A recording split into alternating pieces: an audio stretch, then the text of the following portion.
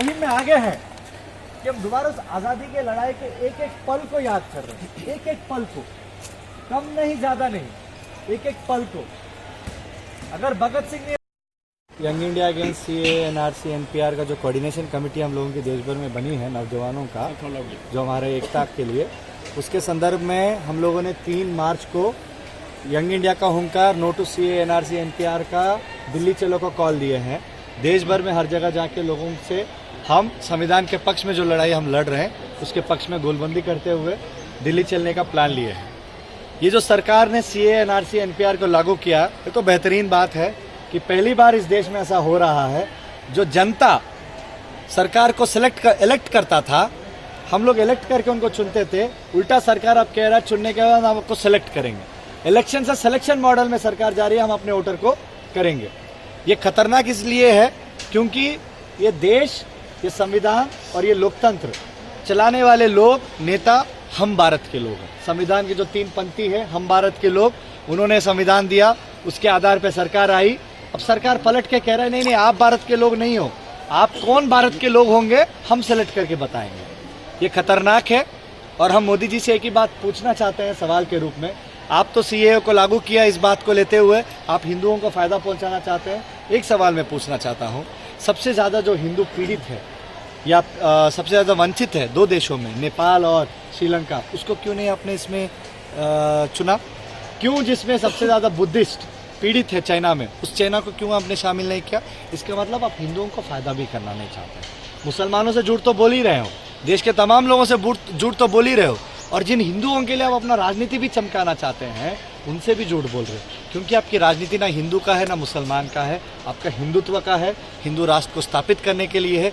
इसलिए आप हिंदू मुसलमान करने में आगे बढ़े हुए, और ये बात इस देश का नौजवान समझ रहा है, इस देश का यंग इंडिया समझ रहा है। इसीलिए वो आगे रह के अपना जज्बे को, इस देश के प्रेम को आगे जता रहा है। हम कोई डिसेंट नहीं कर रहे, ना हम कोई आंदोलन कर रहे हैं, हम हमारे संविधान के पक्ष में खड़े हैं। अगर कोई इसका विरोध में खड़ा है, संविधान के विरोध में, वो मोदी शाह। सर, जिस तरीके से आप लोग ये लड़ाई लड़ रहे हैं, गवर्नमेंट एक तरफ क्लियर कट है कि हम वापस नहीं लेंगे और हमारा जो स्टैंड है क्लियर है, तो आगे आप लोग का क्या प्लान रहेगा? इसके कैसा आगे आप सोचते हैं कि कैसा होगा? 200 साल लड़के हम लोगों ने हमारा संविधान को हासिल किया। इनके डराने धमकाने से उस आंदोलन को, उस भगत सिंह, अंबेडकर और गांधी के विरासत को हम लोग छोड़ने वाले नहीं हैं।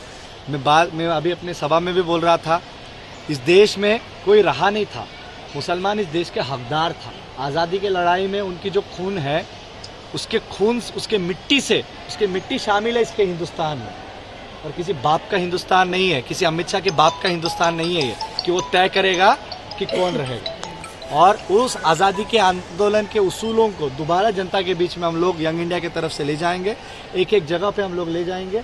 इसके बाद तमाम जगहों से चलो दिल्ली का 3 मार्च का कॉल को हम लोग व्यापक तरीके से 1 लाख लोगों को कम से कम दिल्ली में हम लोग संविधान के पक्ष में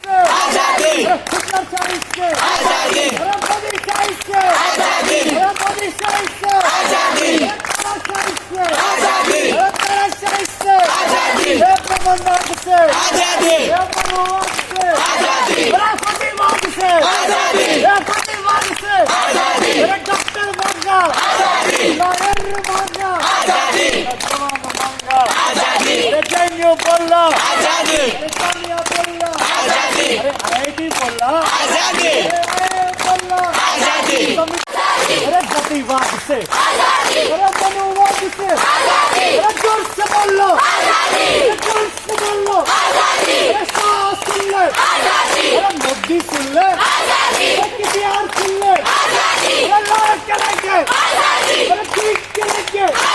ये हक हमारी।